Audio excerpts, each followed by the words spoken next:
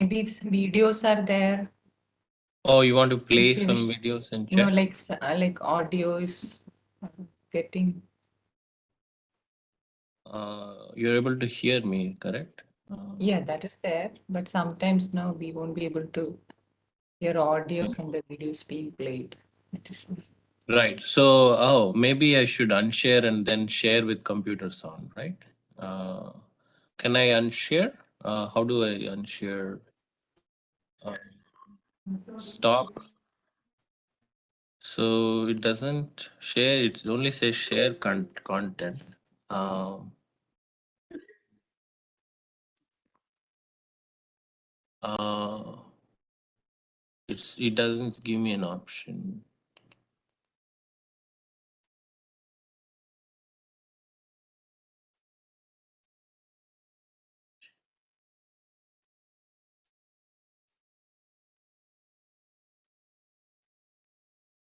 Can I like close and rejoin? Maybe you're sharing your No, screen. now you can play the video, no problem. We can see your desktop. Okay, you want me to play the video and then check? Yeah. So let us say I play a video from like this one. There should be a. Able to hear the sound?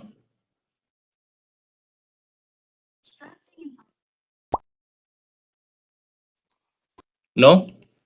No? Okay, so then I think I need to stop sharing and stop video, share, select content to share. Oh, stop sharing. I saw stop sharing. Okay. Now, when I share it, share content, and then here there is no share content with computer audio or automatically optimize. Oh, yeah. Optimize for motion and don't. Oh, yeah. So here there is an option to either to share computer video or not. So I'm like choosing like computer audio. Shall we try now? We are turning Baxter into a smart assistant for many. Okay, awesome. Thanks, Disha. I think that was good. Yeah.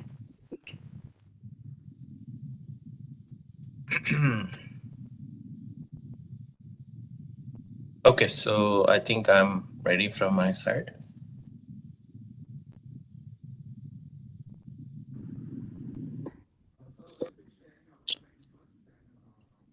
Okay, so shall I stop sharing? Okay.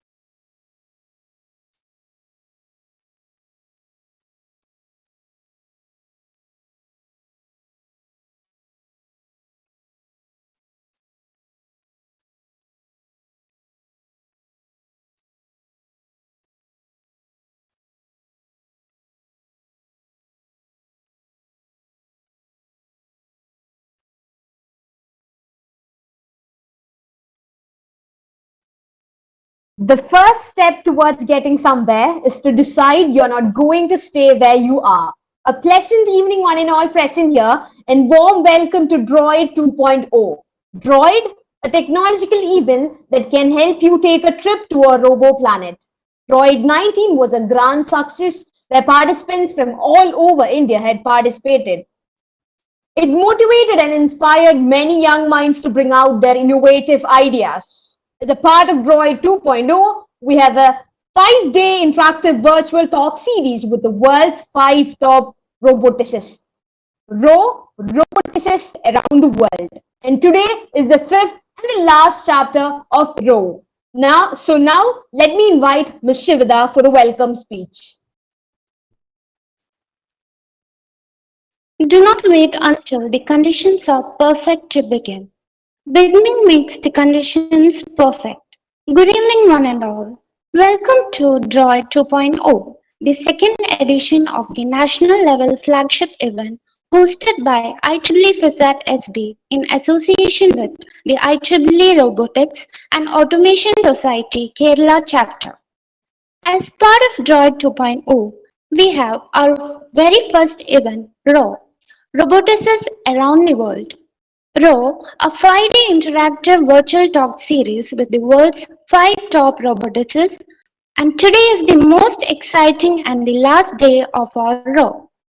I, 𝗧𝗹𝗺, deem it a great honor and privilege to deliver the welcome address for the event Droid 2.0. With immense pleasure, let me invite today's speaker, Dr. Krishnanand Kaipa, Assistant Professor, Old Dominion. He has 22 plus years experience in the field of robotics, and his broad research is focused on developing robots that learn from and work side by side humans. His research areas of interest involve imitation learning, swarm intelligence, evolutionary active learning, advanced manufacturing, motion planning, etc. He is the recipient of the Best PhD thesis and Best Master thesis from the Department of Aerospace IISc. He has also issued 27 plus publications on various fields of robotics. We are much blessed to have you with us. On behalf of IEEE FISAT SB, I wholeheartedly welcome you, sir. Now, we have the stars of our session, our participants. You are the one that motivates us to connect all these programs. Your support is our fuel to move on. So I welcome you all to our grand event, Droid 2.0. Once again, I welcome you all to Droid 2.0, as well as to the 4th chapter of R.A.W., Roboticists around the world. Welcome all. Thank you, 𝗧𝗹𝗺. Now, let's dive into the session and lend our ears to our esteemed speaker. I invite Dr. Krishnanand Kaipa, Assistant Professor, Old Dominion University, to take over the session. Over to you, sir. Thank you. Thank you for a wonderful introduction, 𝗧𝗹𝗺. Let me start share my slides and we can begin.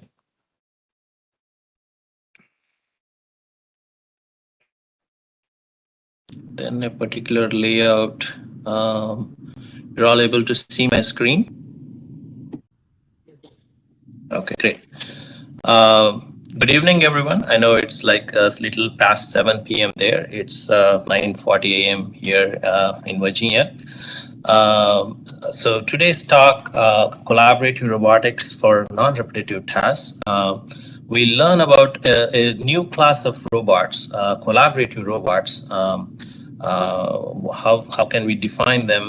How they are different from traditional robots that we have been seeing in doing different tasks in industries, and then how currently traditional robots are used for routine mundane tasks like pick and place and so on, where tasks are repetitive and not suitable for handling more natural tasks like humans do all the time in our daily activities.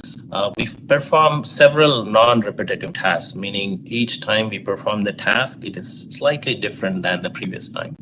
So how to develop a new class of robots called collaborative robots for handling such non-repetitive tasks. So that is the focus of the talk today. To the next slide. First, I just wanted to put a slide on the research focus in my lab. I call my lab again as Collaborative Robotics and Adaptive adaptive machines laboratory. Collaborative robotics, I just kind of briefly touched upon what they mean. Adaptive machines, whenever you have machines, can be robots or other mechatronic systems, whenever robots are capable of adapting to their surroundings, just like animals, humans, we do all the time. We call them as adaptive machines. So that's a focus in my lab, collaborative robotics and adaptive machines. And robotics is very vast, as you all know, you must have seen in the previous talks too. So we work in different areas of robotics, but you can see like a broad classification, but not limited to what you see here. Main focus on collaborative robotics. And then the diagonal one, bio-inspired robotics. I'll show some examples of biologically inspired robots built in my lab. And then some focus on how we can use machine learning or artificial intelligence approaches to improve the capabilities of robots. And then specific application of robots in surgical tasks and so on. So that's these are some areas of focus. So collaborative robots, as I was saying, the way we want to like define them, whenever a robot is collaborating with another robot or multiple group of robots or with a human, it's defined as a collaborative robot. It's collaborating either physically or just like how humans, sometimes we want to like lift a big box. One person is incapable of lifting a heavy load, then 2 or 3 people like lift the. So it could be a collaboration, could be at that level, like a physical collaboration, or it could be a social interaction. We'll see some examples, or in general, what you see here. On one end of the spectrum, you have this 𝗧𝗹𝗺 model, where you have a large collection of robots or agents that are collaborating, taking ideas from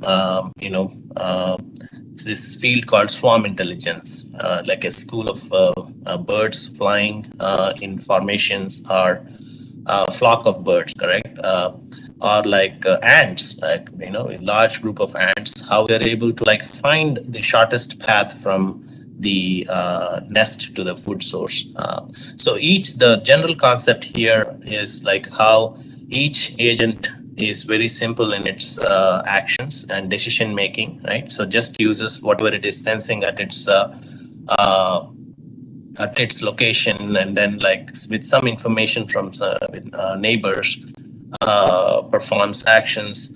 And you see at the group level, they seem to display some complex behaviors, which is used to like solve certain tasks. So here you can see the inspiration is taken from swarm of glowworms, how they are able to like, it's used for a multiple source localization problem. Where these sources could be like nuclear spills or chemical spills in industries, and instead of like one spill, let's say you have multiple of them, the goal is to like find each of these source locations and then like contain them with robots, right? So that's the application. You can see like a swarm of these agents. They're able to like firstly split into sub-swarms, and each sub-swarm is able to like converge to one of these locations. So that's what you see in the upper picture too. Like you have like first entire swarm, which is like just one group. They don't have, it's like a big swarm of robots. But automatically they're able to like split into these subgroups. But towards the end, if you see, so all these that you see here are initial locations of the agents, and they converge to one of these like red circles here, like 1, 2, 3, 4, 5, 6, 7, 8, 9, 10, correct? And they split in a way that is optimal, like theoretically optimum, right? So so this is this partition is called a Voronoi partition. So you can see the algorithm used here is able to like split agents into subswarms, and they all go into. So that's one end of the spectrum. And then you have the other area of collaborative robotics, where one robot is learning tasks from other, either human or robots, by performing imitation learning. Right, so that's an example here, like a baby robot. So here, the good thing about this mode of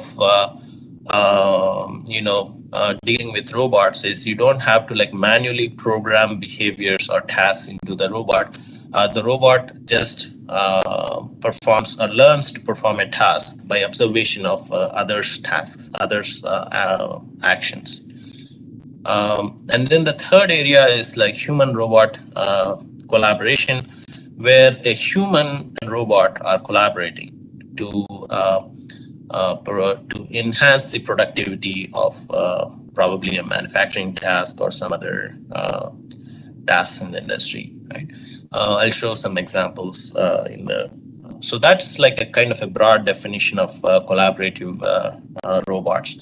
And since these robots have to physically share space with humans, when robots are designed to be collaborative robots, you also have to design a lot of safety factors into them. So they are like safe to operate with and so on. Okay, so moving on. So first I wanted to give like traditional landscape of traditional robotics, which I kind of briefly mentioned. You can see how traditional robots, they are used for operations like assembly, welding, loading, unloading, pick and place, painting, all these tasks, and how they are currently like largely used in like mass production applications. One feature that is noticeable here is all these robots are physically, first, like they're very heavy, meaning it's difficult, like if a human has to be by the side of the, if a human has to approach the robot, then you have to like necessarily switch off the robot, so the person can go and perform any task, and then like move really away from the robot so the robot can continue its operations. And in order to like enable that, traditional robots are typically like surrounded by like either physical cages or some kind of virtual cage that you see here. So safety is ensured in the work cell.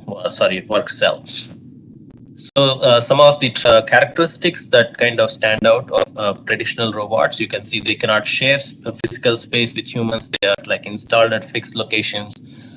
They are able to perform like simple repeatable tasks, meaning every time the task is exactly the same. So they can do that like hundreds and like thousands of times per day. However, when the task is slightly different, tasks that we like take for granted, like let's say we are like cleaning utensils at home or some other task, that robots currently are unable to handle such non-repetitive tasks. And then several hundreds of hours goes into like programming these robots for performing these tasks. And you also need human experts to program them. So those are the like typical characteristics of current industrial robots that make them difficult to use for this segment called small volume manufacturing, which is increasingly becoming like important in the current day. So non-repetitive tasks are can be characterized by those operations that humans perform, like you see here.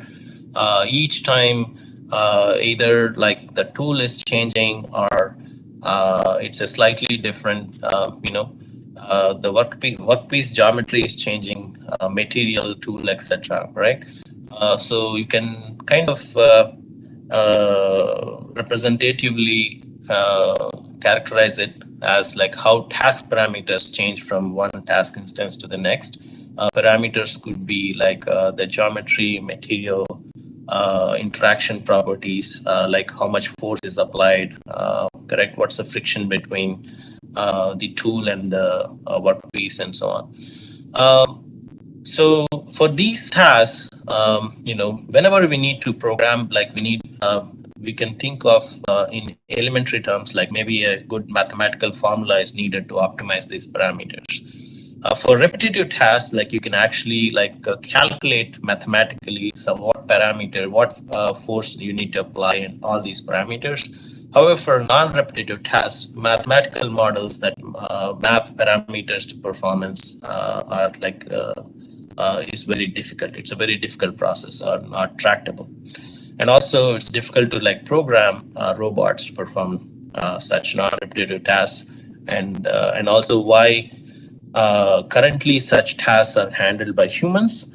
However, if you take many of these maintenance and repair industries, maintenance and repair operations in different industries, like for example, ship in the shipyard and so on, many tasks are non-repetitive in nature, and those tasks are typically delegated to human workers. And then many, a majority of such tasks are also contact-based tasks. Right? So even in the previous slide, you see there is a significant contact involved between the tooltip and the workpiece. Right? So, and whenever there is contact involved, you have to worry about how stiff the tooltip is. Right? Sometimes it needs a springy property to optimize the performance of the task. So in order to enable robots to perform non-repetitive tasks, we need some technologies. We need some approaches like online planning, which involves some kind of setup planning to determine optimal number of setups, or sometimes, let's say, it could be a task as simple as removing rust out of an object. So we need to, so as humans, we take it for granted. We just hold the object. We know what is the optimal location to hold, and then try to remove rust or stain. Or that's what we do when we're cleaning utensils. We know where to hold, correct? So if robots have to, do such tasks, then we also have to focus on how does a robot automatically decide where to hold the, or automatically plan where to grasp the object, and then perform such a cleaning task. So that is why you have grasp location planning, and then also generation of tool trajectories, right? What I mean by generation of tool trajectories is let's say you have a stain. If it is a very smooth stain, you could take sometimes we just take a sponge and then just move it in one go and the stain is gone. But if it is a hard stain or rust, then you have to perform the cleaning several times. And also you cannot just go like that. Maybe you may have to perform oscillatory movements, right? So, and then there is a particular, maybe at a particular frequency of oscillation, the task is optimized. So all these constitutes generation of tool trajectories for the robot, right? And when I say setup planning, so you see how the robot is fixed at a location, and it has a fixed workspace. If you have taken courses in robotics, you might have come across how robot manipulators have a fixed workspace, meaning they'll have a particular reach, and there are a class of orientations where their performance is optimal. Right, correct. Let's say the robot is faced like this, and you have to perform, I have my mouse here, and I have to perform a task here, right? So then that is it's very difficult to program the robot or to generate a motion plan where the robot takes a posture like this and performs a task, correct? So then setup here meaning determining what, how do I orient the object? So maybe if I have to perform the task here, it has to be within the workspace of feasible workspace of the robot, meaning you have to orient the robot slightly differently so that it can perform the task easier. So when humans, when we are inspecting them, it's easy to oh, okay, so I'm just going to orient the robot object myself. But here, the ultimate goal is to like automate such performing like non-repetitive tasks. So we need to have some planning algorithms that can do this automatically or determine what's the optimal like sequence of setups, right? Sometimes the stain is at multiple places, and one setup or one orientation of the object or relative orientation between the robot and the object is not sufficient to like complete to remove all the stains. Then you have to go through or you have to like plan a sequence of setups to complete the task. So all these are factors to be considered that we formally call like planning. And sometimes this planning has to happen online. You have to like sense the task, sense what we have to do, and then like in real time you have to come up with a plan, because you cannot plan for one task instance, because the next time, because it's a non-repetitive task, is slightly different, and whatever you have planned offline will fail. So that's the reason you need to have like online planning.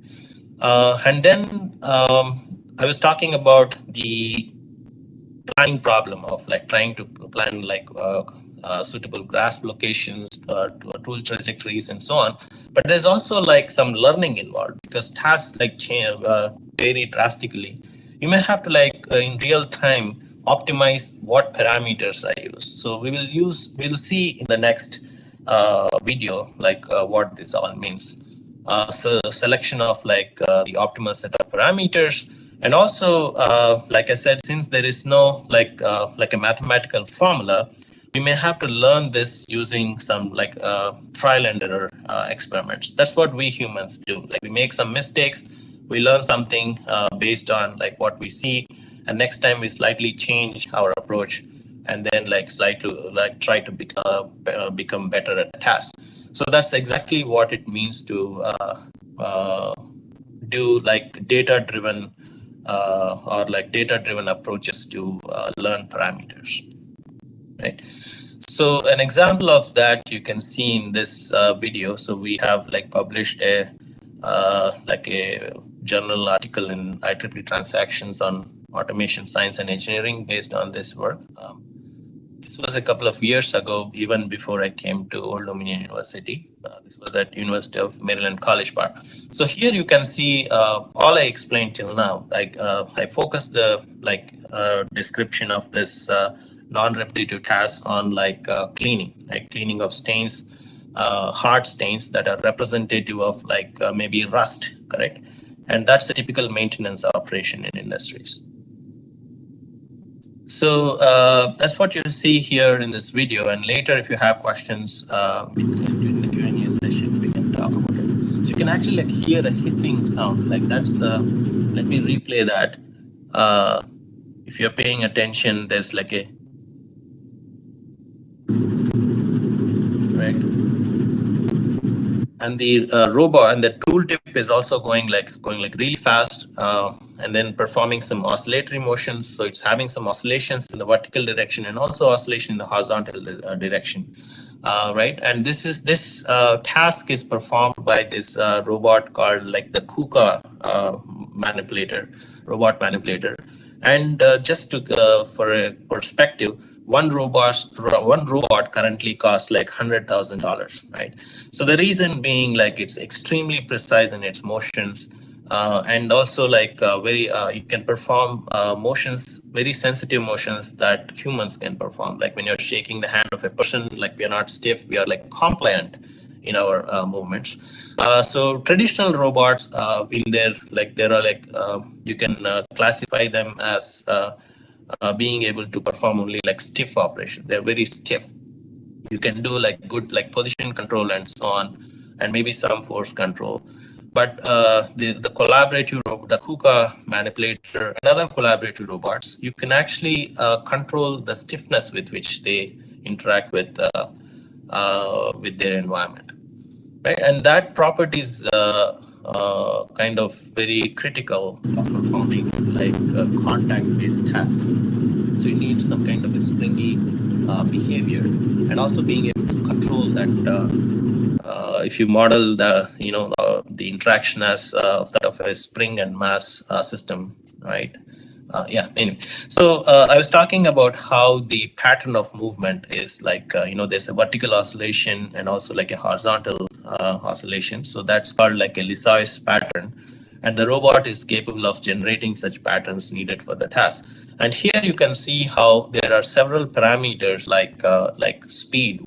What is the speed? At a particular speed, the task is optimized for a particular material. Right? As the material changes, the speed also might change. So there are parameters like this, and that holds. The same holds for other parameters like the normal force, how much force you're applying, and what is the amplitude of overlaid force oscillation.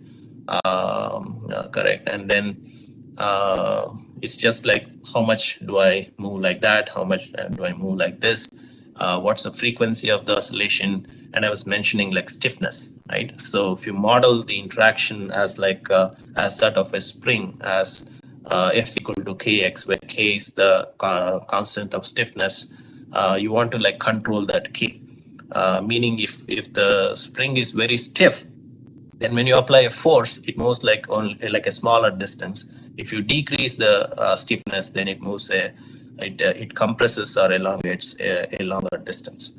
Right. So you want to like replicate that property at the tooltip of the robot.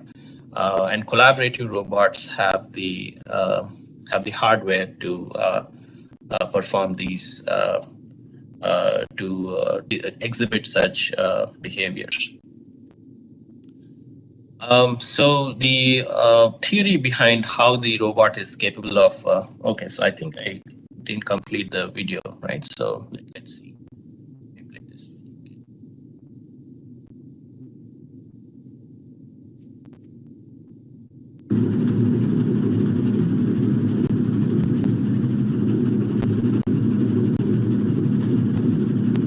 So I was mentioning how the robot is like learning these parameters, values of these parameters by performing several trials, right?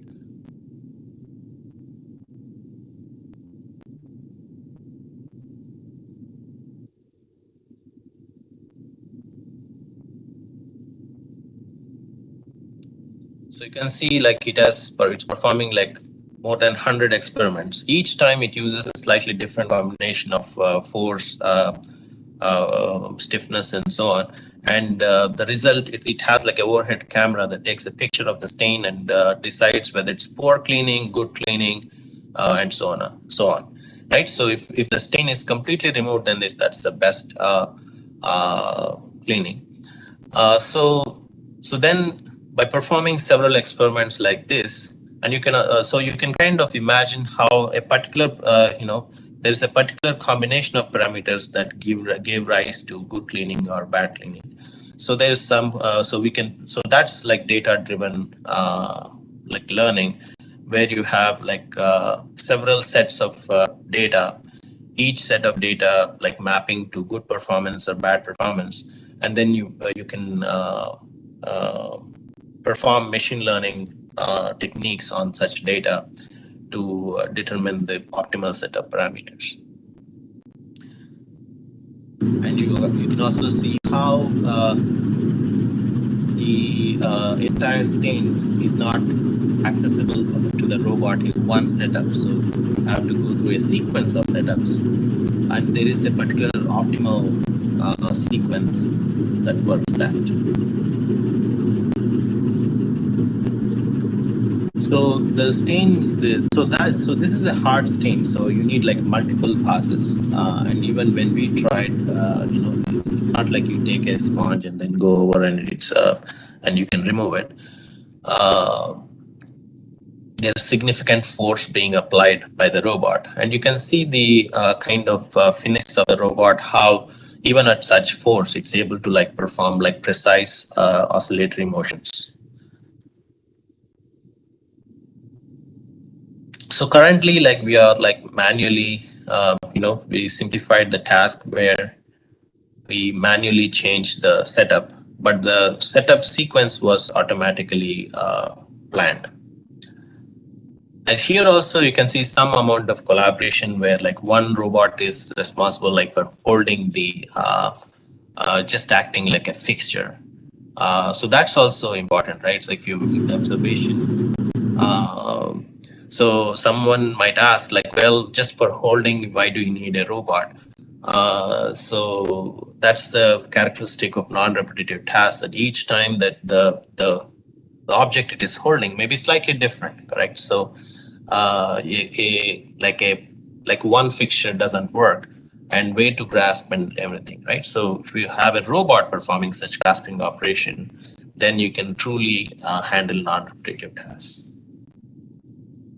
So I'm going to like skip some of the theory here because we have to like cover several examples. So in general, the process by which the optimal parameters are learned is by taking the approach of like self-directed experiments. You saw to some extent how the robot was, each time it changes, randomly changes the parameters, acts on them, records the performance, and then makes a change where like the performance is slightly better. So that's one approach. Or like you do some like 100+ like trials and perform some regression on it and learn the parameters, right?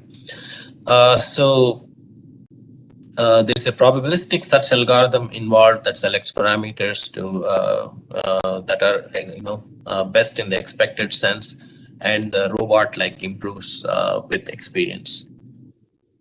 So there's some, the problem is like framed as an optimization problem. You might have come across some optimization courses and so on, right? So where there's like a landscape, the problem that is being solved can be framed as having a particular landscape, and you're trying to like find the optimum of that multimodal function. So I'm going to like skip this process where the robot is actually applying such data-driven model learning approaches to figure out the true characteristic of the true landscape of the underlying function. The second application or domain where robots can be used for non-repetitive tasks is like bin picking. Bin picking is a standard operation in industries where it is to like, you have a bin of parts and you have to pick a particular part, desired part, and place it in a different location, and then the task continues from there. The task can be like, probably very simple if like all the parts are like, neatly organized, and then you have to like go to like a particular coordinate, pick the object, and so on. Very soon the task become like highly complex if you consider like a bin with like parts that are just like, randomly located on top of each other, like almost like a rubble, right? So there are several challenges there while trying to pick a particular part. First, you have to like identify the part in the bin.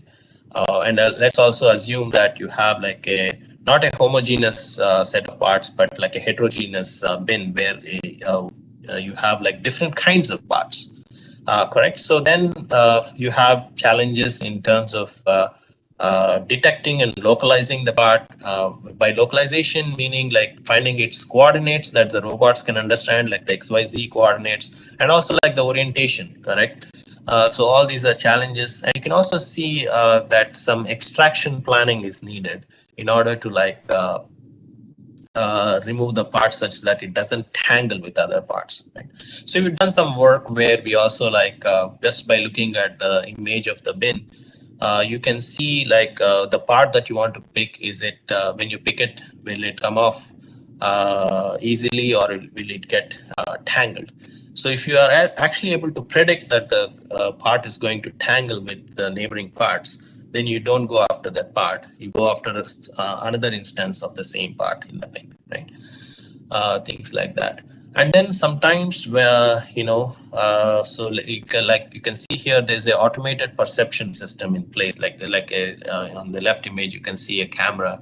So this camera, it's like so it's a 3D camera, right? The output of this camera is like a point cloud.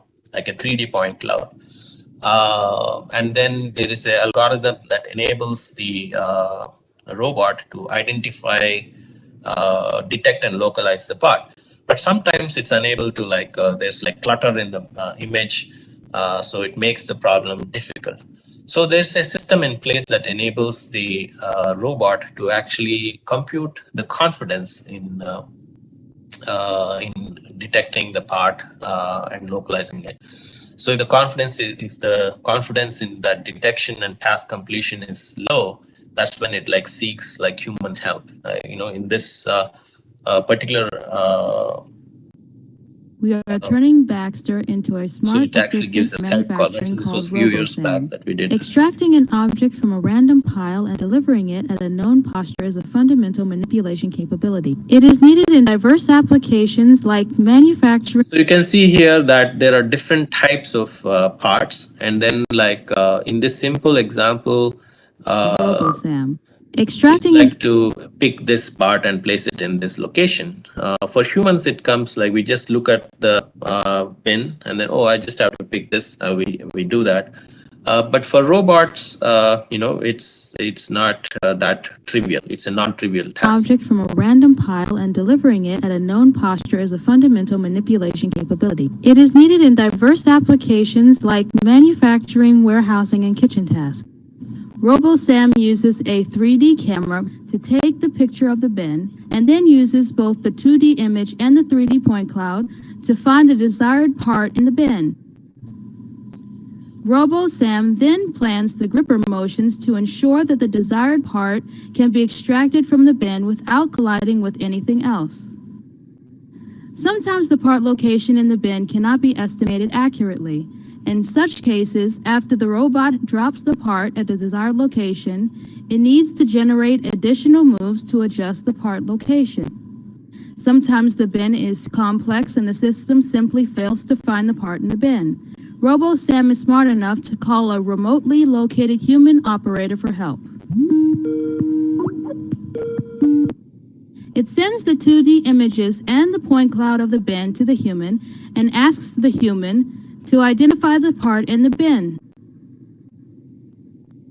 The human provides cues by selecting edges on the image and the corresponding ones on the CAD model.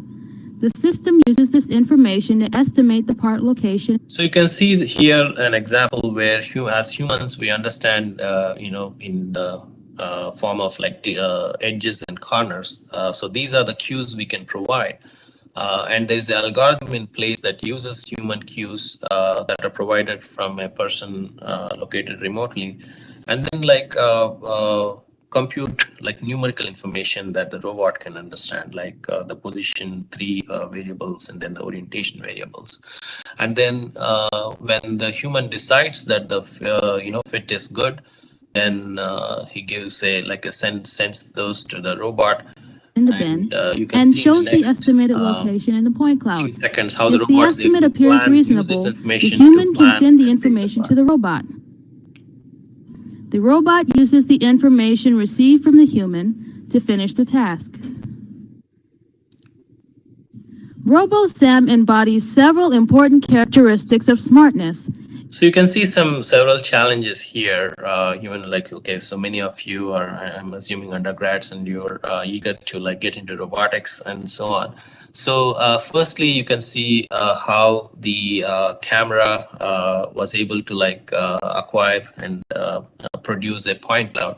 So that point cloud, the reference of that is in a local coordinate system of the camera, which has to be like transformed into the base coordinates, base frame of the robot. And then when the human is able to like provide the coordinates, so these coordinates are finally transformed into the that of the tooltip coordinates of the robot. Correct. So I mean, yes. So I think yeah. So towards the end, eventually the coordinates of the part has to be in the like global frame of reference, so the robot is able to reach the location and perform both position and orientation. Correct. So there are these like challenges that we actually had to go through, finding out all the transformations and so on, and to like produce that just like the task that you see here, and then like combining with the human robot interaction and so on. It is able to use sensors to make sense of the world and recognize parts and their locations and orientations in 3D. It is able to plan its own moves to complete the given task. It is also smart enough to call humans for help when needed. So you can see how so this collaboration model can work in terms of let's say like a call center model, where in general like several robots are performing the bin picking task. Maybe like 90% of the time or 80% of the time they're able to like do the task okay, but there are some instances when they fail. So that's when like the human can chip in and bail the robot. Right. So that's one mode of human robot collaboration, and that's also an example where collaboration between human and robot doesn't always necessarily mean physical collaboration. It could be some kind of interaction and coordination in terms of like decision making. So here you see example of human robot collaboration in a physical collaboration task, physical task. We have applied human robot collaboration in this task of micro drilling. So when we say micro drilling, we're talking about like drilling holes that are like less than 1 mm, right? Like maybe like 0.4, like 0.6, 0.4, and so on. So applications of this are in like like surgery, so many other like in the industrial applications where there is need for drilling like micro holes. So here, the main challenge when drilling micro holes is that if you try to perform them manually, the drill bit breaks like very soon. So there is like however, currently robots are used for like repetitive micro drilling, but not like non-repetitive micro drilling operations. So that's exactly what we try to achieve here. And some of the challenges we have addressed is like how to control the, so it's a very sensitive operation. If you don't control the force, then the drill bit breaks.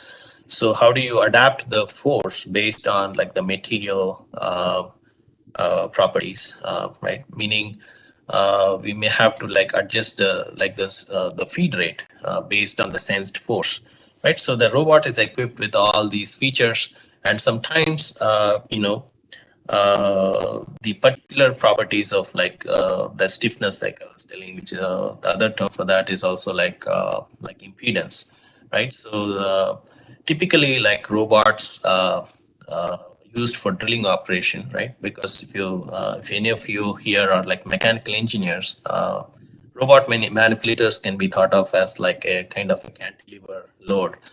So when you're like trying to perform a task like away from the robot base, typically like the robot, like the tool like performance,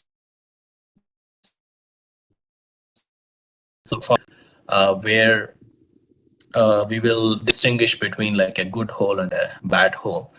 So one property we used here is the damage in the vicinity of the hole, like you can see here. And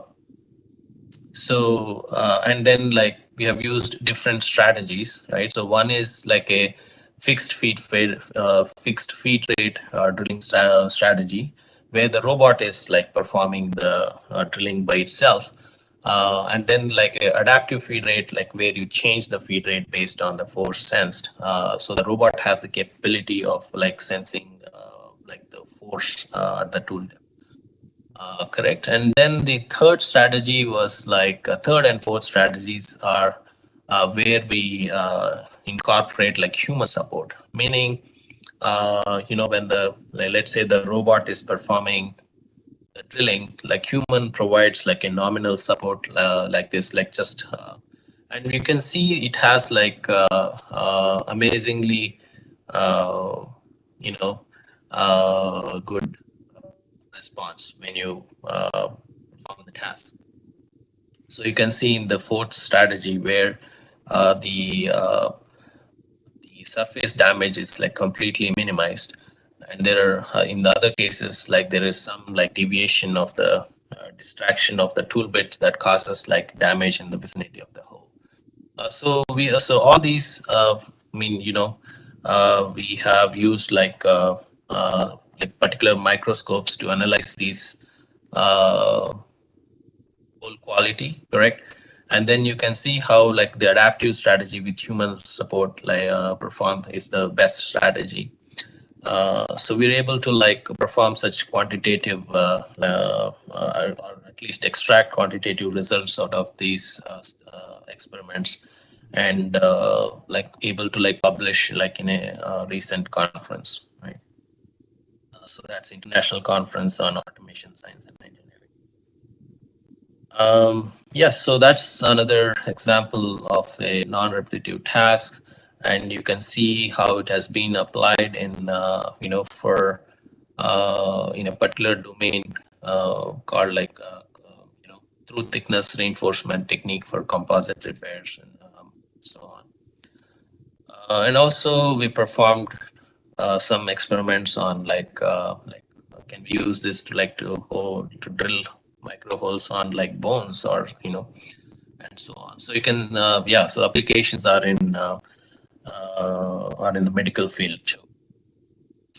So the third application, or you know, a domain where we applied human robot collaboration is this so-called handheld robotics, right? So these are robots that help a surgeon in performing a surgery. So here we focused on minimally invasive laparoscopic surgery. So conventionally, this is how the task is done, right? So the task involves like extracting a specimen. It could be like a tumor and so on. Extraction of excised specimen from abdominal cavity in laparoscopic surgeries, right? The primary challenge you can see like this, the spillage of the content being retrieved. So you want to minimize the spillage so that there is no transfer of malignancy to the abdominal wall. And there's also a challenge when extracting large specimens, right? So the solution, traditional solution is like how surgeons, they use like specimen retrieval bags that you see here. There's a manual method, there's automatic method. And then firstly, immense skill is needed, usage of multiple ports, multiple, you know, surgeons are needed. So there's a lot of like traffic, correct? And it's also time consuming. So you can see on the right, like how one surgeon is like holding the bag, and the other surgeon through a different port is like grasping the like cyst and like inserting it into the bag, and then there's an operation needed to like retrieve the bag, correct? So all these challenges we wanted to like address by designing this so-called handheld minimally invasive robot, which we also like developed fabricated a prototype using 3D printing techniques, advanced 3D printing methods in my lab. So the core instrumentation consists of like a webbed 3-finger grasper. So you have like 3 fingers, and then there's like a kind of a glove around it, correct? So that is to like, and once the grasper surrounds the tumor, it completely encompasses it with this like kind of bag-like enclosing. So the tumor is completely contained in the grasper, and there's no spillage. Right?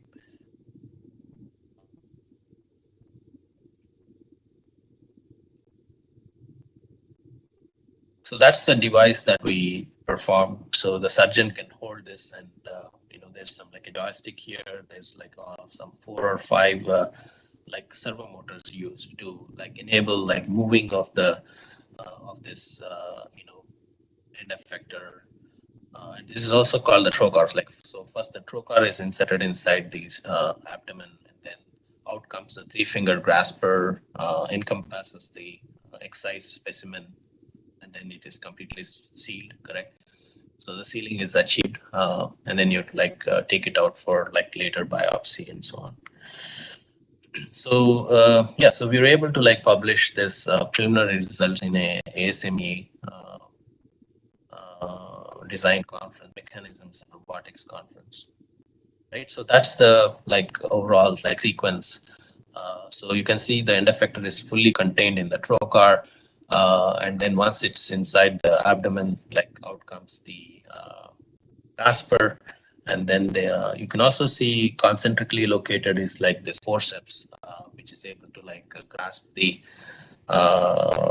tumor, pull it to the center of the three-fingered grasper, and then in the finally you can see how it encompasses addressing the spillage aspect, right? So you can see a procedure here too, where first we go through this design cycle, it's all we make CAD models in the computer, and then once you have these CAD models, you can feed them to the 3D printer, fabric, build the prototype, and then perform perform the feasibility tests, right? So here you can see the basic functioning of the device. And by now we also have seen examples of how you can work with, you can buy expensive robots like the KUKA, and then from there on, it's either the design of the end effector or a complex path planning or system integration, meaning integration with cameras and sensors, other sensors to achieve a complex task. Or you could see examples like these where you're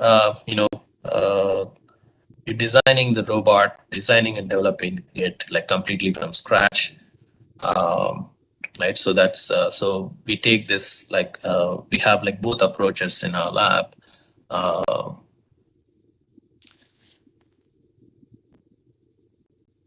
And then the collaboration aspect here is essentially how we leverage the complementary strengths of the handheld device and the surgeon. Firstly, you could see how it it was able to overcome the aspect of multiple ports, all the so the handheld device is designed in such a way that both the grasping and holding of a bag and then the grasping, everything is achieved through one port. So if you also embed cameras in the along with the grasper, then you're also able to see the surroundings of the robot and perform the task. Right, so these are some preliminary experiments where we actually took cut pork meat into starting from 5 grams to 50 grams and tested the capability of the robot. So in the middle row, you can see the person is performing the grasping task with the naked eye. But in the third, we were able to emulate the conditions of the abdomen. Look at it. So here in the third row, the person is looking, one of my grad students is looking at the camera feed of the inside of the abdomen and then performing a task. And that, presents several challenges which are unseen here. So that's how do we use the feedback and navigate the robot, right? So those are and there's also extensions of this work, how you can attach. Currently the human is performing the task, but can we use this as end effector of the KUKA robot that I was showing, and then totally replace the surgeon in the performing of the task.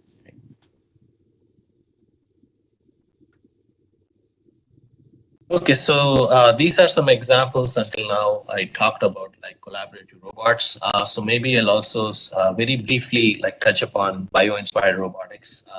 I think that's an interesting area of research.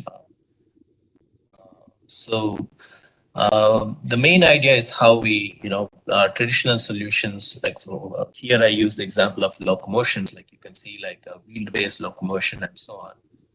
Bio-inspired solution, meaning like robots they use legs for locomotion and so they have like several advantages, of course, of navigating off-road terrain and so on, right?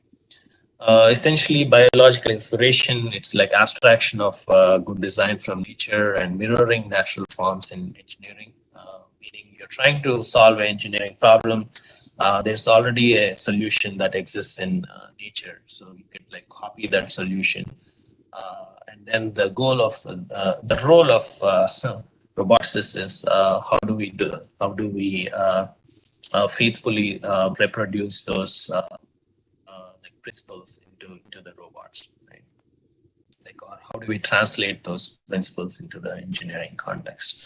And also, we try to copy not the entirety of the animal or of the biological inspiration, but just those aspects that that achieve the functionality, right? For example, here the locomotion.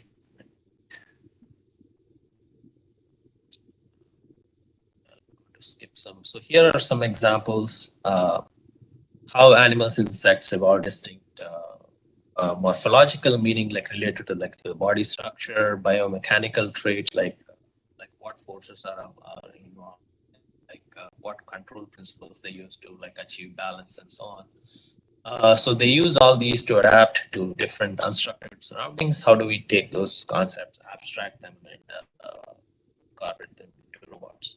So here, so you see some examples of quadrupedal robots that are built by students in my class using such biological inspirations.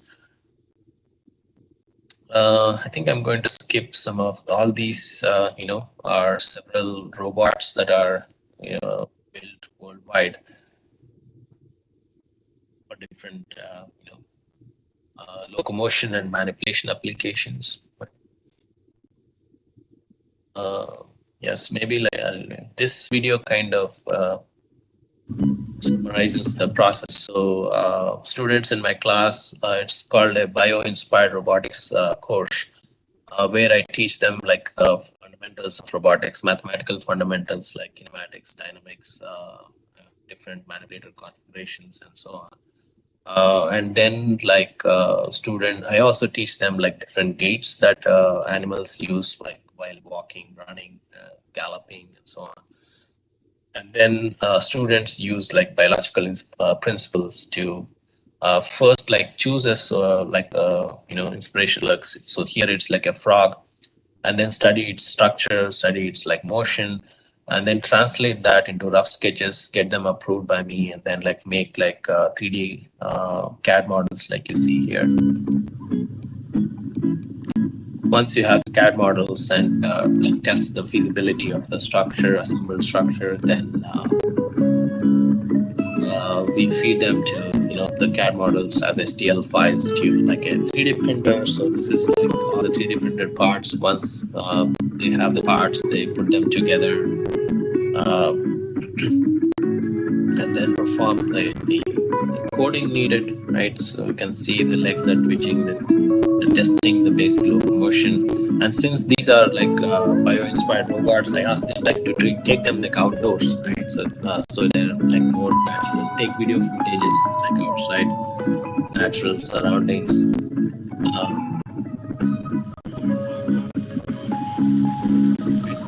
So that's and also different animals. Like if you look at like alligators or lizard family, the legs are like they move like side to side, correct? Versus like cats or dogs, and even humans, our legs are moving in vertical sagittal plane. So all these are morphological characteristics of animals, and they have particular advantages in different environments. So students like try to copy some of these ideas. So some of them are like lizard-inspired robots, or some of them are like dog or cat-inspired.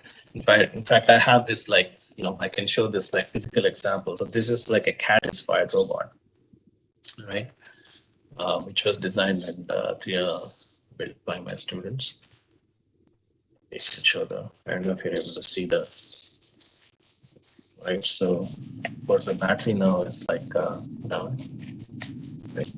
So all these are examples, and then when you like open the robot, you can see the hardware in it, right? So that's I don't know how many of you know of like Arduino, right? So the Arduino is used to like control like 8 servo motors. So each leg has like these kind of servo motors that you see here, right? Each leg has like 2 servo motors. There are 4 legs, so 8 servo motors. So you have like program the gate so that you get this like complex like walking gait of the robot.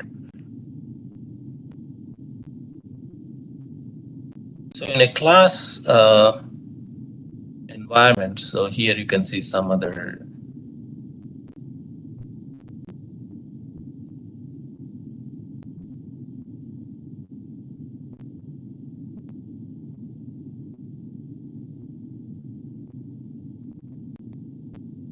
you'll see me talking, I think, in this video. Nature offers examples of animals and insects that evolved distinct morphological, biomechanical, and control structures.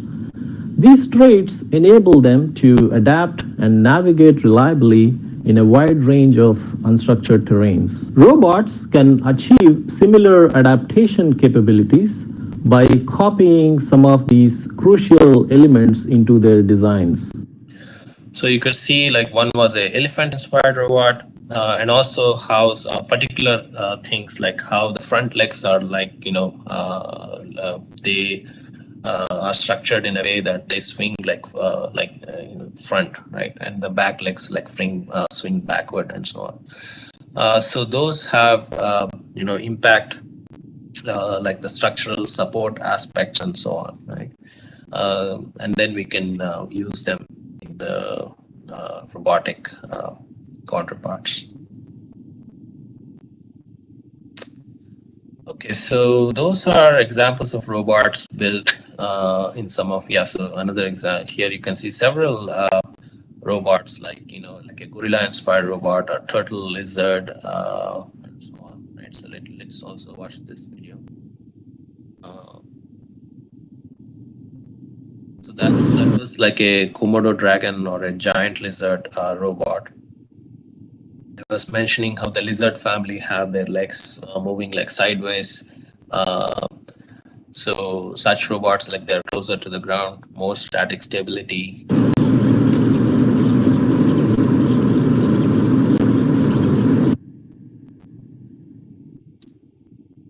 So the robot is, I think, implementing a trot gait.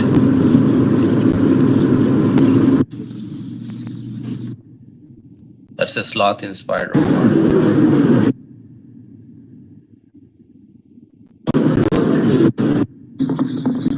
That's a lizard, right? Okay. And that was also like the fastest robot in the class.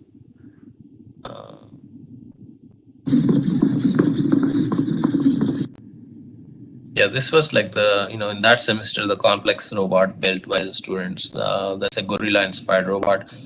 You can see how the hind legs in a gorilla robot are like shorter than the front legs. And the physical robot, you can see like it's using the gait at very close to that of a natural gorilla. And as I was mentioning, how like the front legs are swinging, like, it's a lock backwards. If we look at I think the knee joint, right? I think it's coming forward too far. Yeah, so these are examples of robots in a class, but in research bioinspired robotics, the goal is, let's say here we want to build a amphibious robot. So then we took inspiration from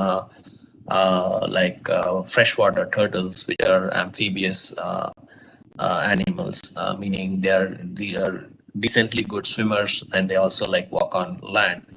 Are able to walk on land, unlike sea turtles, which can only swim but they cannot walk on land, or tortoises, they're terrestrial, they can walk on land but they can't swim. So then if you want to like take inspiration from turtles, which are amphibious, then freshwater turtles are amphibious in nature. So then that's a good inspiration to build an amphibious robot. The first version is we just build a robot that can walk and swim, correct? And here you can notice at least how it is automatically capable of like changing the gait. Like when it was walking, it was using some kind of a diagonal trot gait. Once in water, it uses kind of a simultaneous swimming gait, right?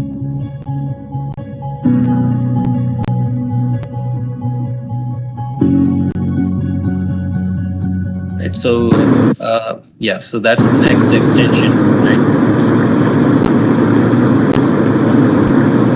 So here you see a progress, right? So that's how research happens in any area. Here it's robotics, correct? So first we want to like build a robot that can achieve amphibious operations. And you can also see just based on, so it's just like a box, we just painted it as a, and then some structure that enables like splash-free swimming. But we were able to perform several tests on this robot, like thrust experiments by putting like sensors into it. So you can see how we were able to, so IEEE Conference on Robotics and Automation, it's one of the premier conferences in robotics. So we were able to publish a paper there based on the work we did in such a simple like prototype. Right? And then from there we advanced to a more like a like a prototype that mimics the actual structure of a freshwater turtle. And you can see how the swimming performance is enhanced in the second version.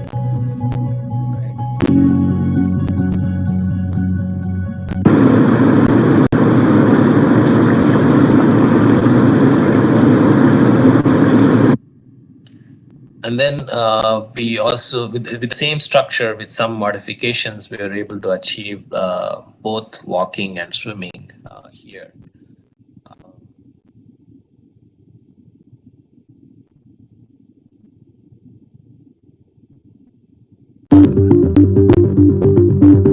𝗏𝗏3's new 3-degree of freedom joints enable faster swimming and better maneuverability.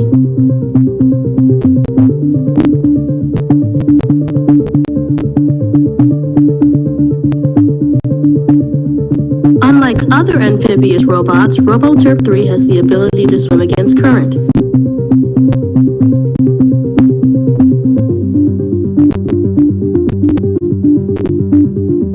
The rotational shoulder joint mimics a real turtle by allowing 𝗏𝗏3 to transition from swimming to walking.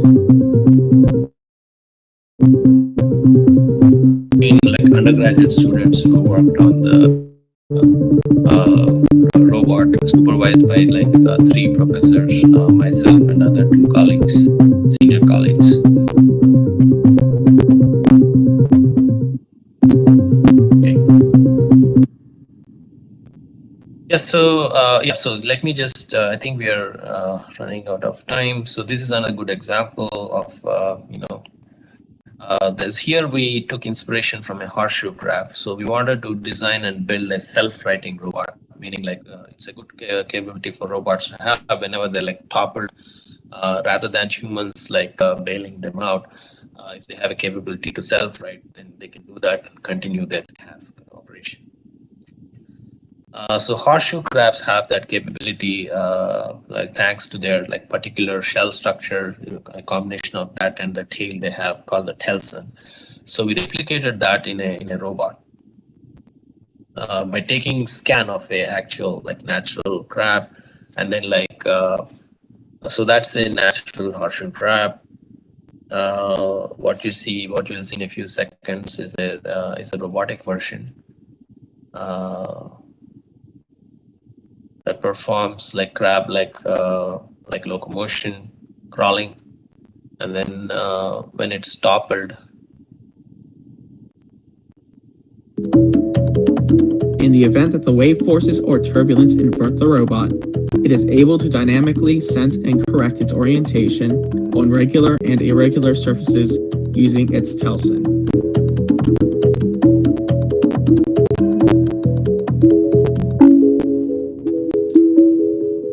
there's a tilt sensor that tells the robot, okay, so now it's like, toppled. So then that is used by the processor inside to plan the movements, coordinate the movements of the robot in a way that it like self-rights itself. And then once it is like self-righted, then it continues like crawling. This And then ability for you can reliable see movement how through like the servo motors used there, they are like waterproofed. So, it doesn't like, so that's another factor while designing these robots, that the system should be completely waterproofed to enable dynamic and previously limiting environments will increase the reliability and applicability. are needed to achieve its like full intended task. Robots like these have applications like in surf zones where they're able to like crawl on land and also like swim in water, like in water, navigate in water. Yeah, so that's coming like my final conclusion slide, how robotics is a highly multidisciplinary or a transfer field borrowing from diverse fields ranging from engineering, computer science, biology, psychology, neuroscience, right? And then we talked about, we learned about like collaborative robots, how they are different from traditional robots, and how they can be, how we can develop them for handling non-repetitive tasks, right? How we can combine data-driven approaches in robotics, surgical robotics, and bio-inspired robotics. Yeah. I think that's my final slide. Stop sharing my screen. Yeah, if you have any questions.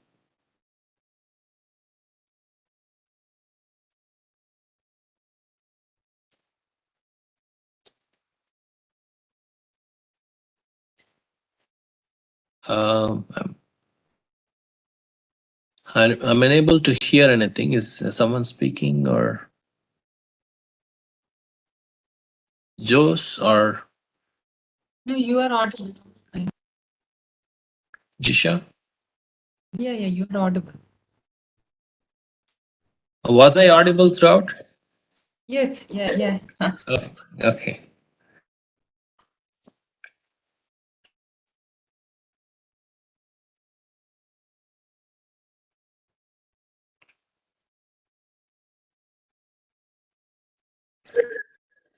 Oh, sure. No worries.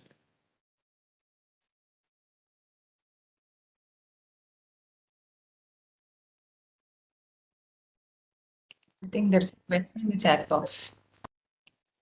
Oh, is collaborative robots efficient in working with? So, okay, I'm waiting for you to kind of like, how to go from here. Should I take, yeah. Oh, you said just a minute, so I'll wait.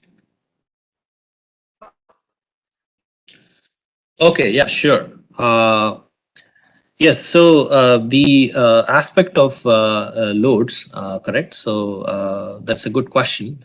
Based on the specific examples that you saw here, currently they can handle only like loads that have, for example, the robot that I have can handle only up to like 7 kg weight, right?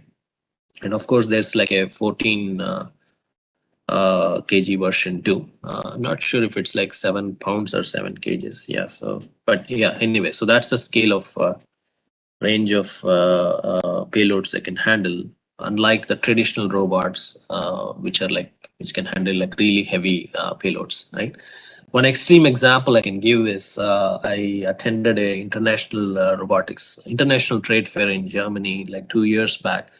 And then I saw a robot manipulator lifting like a car, right? Like an automobile, right? So that's the extent of how heavy payloads that traditional robots can handle. Currently, collaborative robots like the KUKA, or I also have another 𝗧𝗹𝗺 robot. So their capability is only it's capped at like a maximum of like 15 kgs. Right? So did I hopefully I answered the question.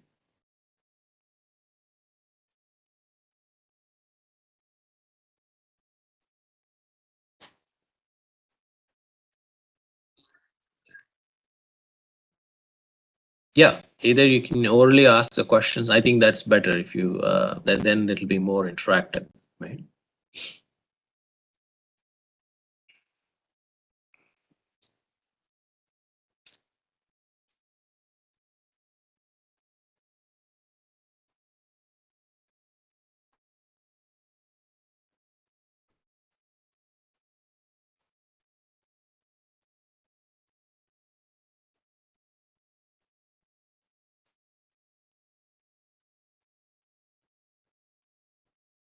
So one question I have for you is like, you're all like undergraduate students in a particular from which field of engineering, mechanical, computer science. Vijisha, maybe you know the answer to this. There is all students from all branches. From all branches, I see. Yeah, any questions on this, whatever you saw today, or like in general in robotics?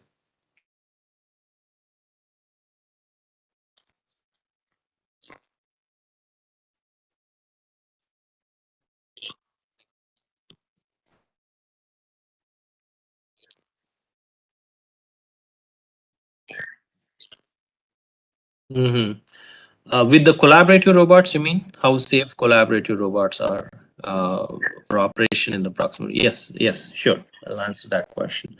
So collaborative robots, the way they are designed, they have like some kind of post-impact control capabilities that are designed into the robot, meaning let's say you, I'm talking from the experience with the KUKA robot.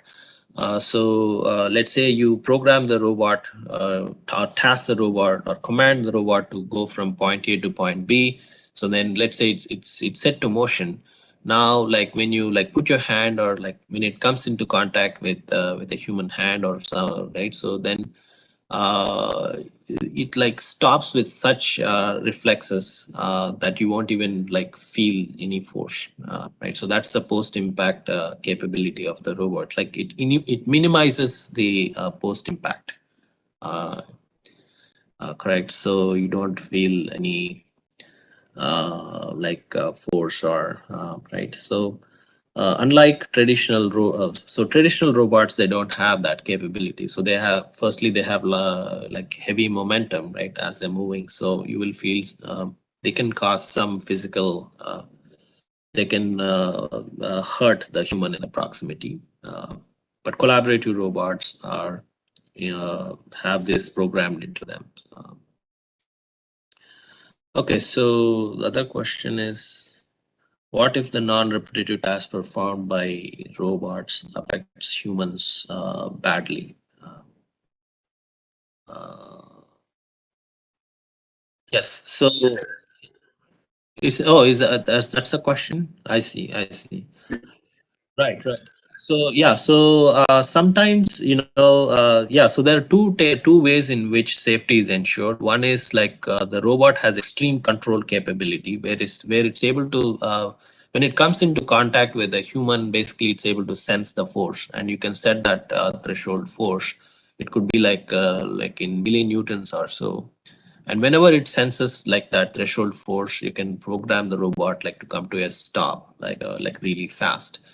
And since the robot firstly is like very light in mechanical structure, you can achieve that capability because I mean, momentum is like speed times the mass, right?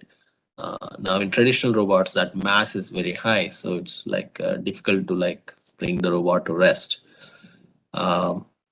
And the other type of achieving safety is by having external sensing, like by having within the work cell, you have some like cameras that are able to monitor the like constantly or continuously monitor the separation between the human and the robot.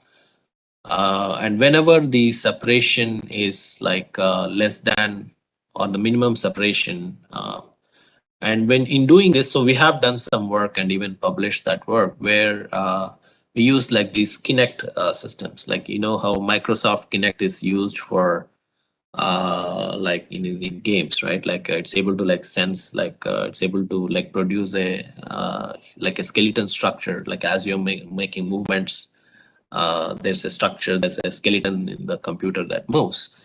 So using this kind of sensing, we were able to like compute distances to each segment of the human body. And whenever the minimum of such distances, and again, like we take pairs, right? Like even the robot has like several pairs of segments, several segments. So taken a pair, meaning like one limb in the robot and one limb in the human, it'll have a particular distance. And then like you want the minimum of such distances, never go below a particular threshold. And whenever that is less than a threshold, then the robots either stops or moves in ways such that you increase that separation. So that's how currently safety is ensured in work cells with collaborative robots that have to like physically share space with humans.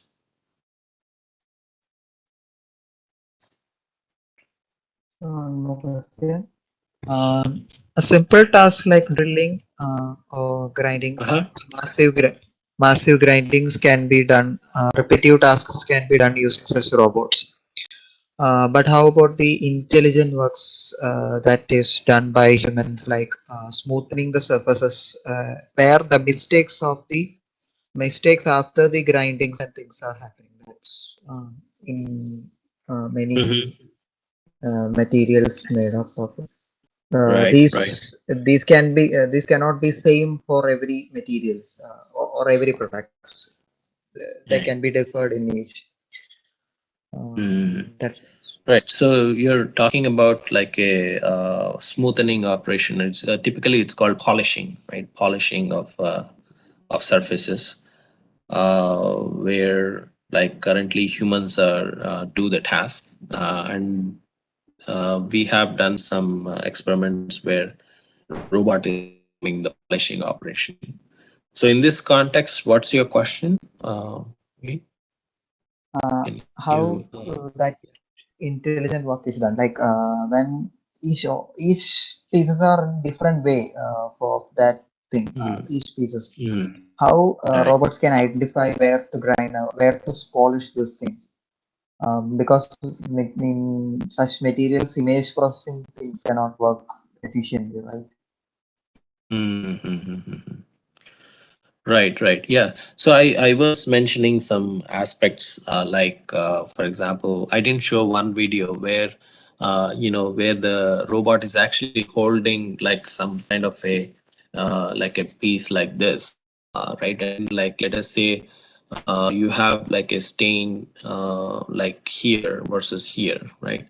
So the robot initially tries, let's say it is, if it has to perform like a polishing or removing stain like here, then it is a good place to hold, correct? However, I mean, there's a robot, there's a video I didn't show where, like let us say there is a stain here. So one robot is like holding and the other robot has to perform the cleaning, right? So obviously, like if the stain is here, it's an incorrect location to grasp. So the robot is able to like kind of find that by using some stiffness model of the object it's using, right? So whenever it is trying to perform a stain removal operation, and then when the object like deviates, so it's able to like sense and improve the stiffness model of the object. and then identify the fact that it has to change the grasp location from here to here, correct? So in order to like address some of the problems that you mentioned, it has to have like a online planning and replanning capability. So that's what is will be needed to adapt to different task instances. Thank you. Did I answer your question to some extent? Yes, sir. Thank you. Okay. Thank you, sir. So I hope everyone's clear and happy with the session. Thank you, sir. That was indeed a wonderful and very informative session, and I'm sure that it has ignited all the young minds out there. So now, before we conclude, I request everybody to switch on the cameras and pause for a snap.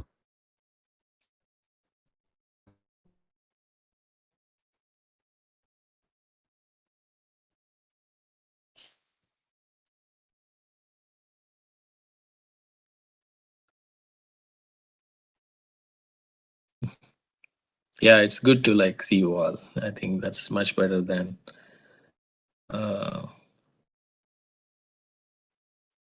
I hope there was something learned today. Disha?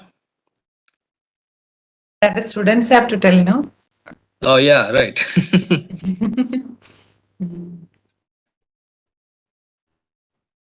Did you all like the presentation? Yes, sir. Okay.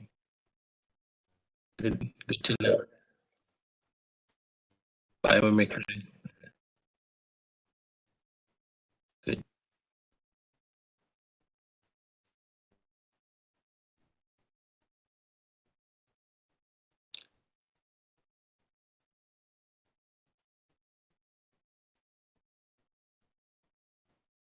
So let's see. So others,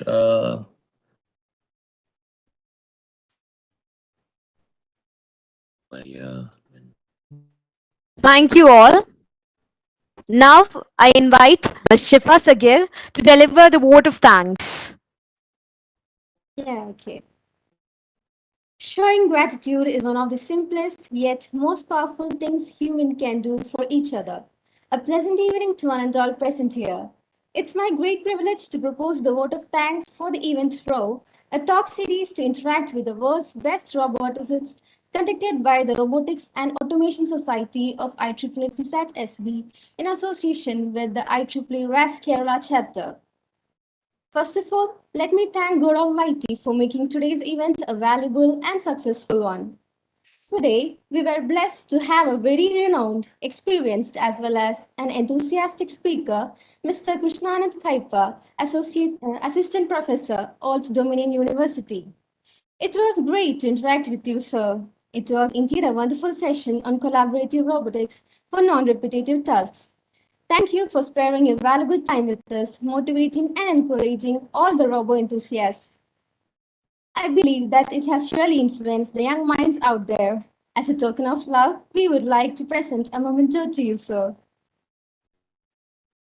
Oh, thank you so much. Yeah, that's really Thank you, nice sir. of you. Yeah, Next, thank you I for would like to inspiring thank me. IEEE RAS Kerala chapter for giving us such a wonderful opportunity for interacting with such inspirational roboticists around the world. Thank you. I would like to thank You're most welcome. I would like to thank our branch counselor, Mr. 𝗃𝗍𝗺𝗲, for supporting and guiding us. Thank you, sir. I would like to extend my wholehearted thanks to all EXICO members for making this event happen. I would like to thank all the participants who have taken a part in our event today and made it a grand success by offering your active participation. And last but not least, thanks to all student volunteers who have played in the background towards the successful completion of this event. Thank you all. Thank you, Shifa. A feedback form is attached to the chat box. All participants are requested to fill the form before leaving the meeting. And that marks the end of our session. Thank you, sir. That was an amazing session. And thank you all for joining us. And this is not the end of Droid 2.0. We have much more events coming up, which includes workshops and hackathons. And the registrations are going live today. Go check it out and grab your seats for such a wonderful workshops. Until then, stay tuned. This is Anne signing off. Good night. Bye, everyone. Hello, Krishna. Bye. Thank you. Bye. Right. Yeah. Yes. Yes. Okay. Jose, Bye, yeah. Jose. Bye. Bye. Everyone.